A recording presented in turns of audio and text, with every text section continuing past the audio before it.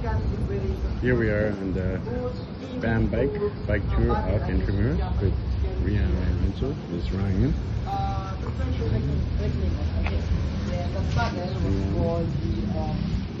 Battle of Manila, or the Battle to Reclaim Manila, happened in 1945. That lasts almost 2 to 3 months. And this is the ruins of the war actually after the battle. Okay?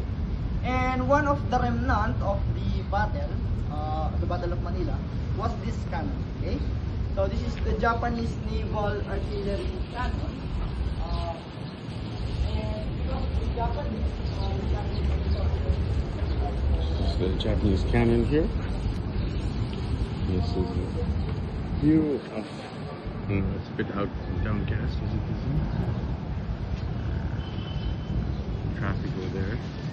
And then here's a tour here.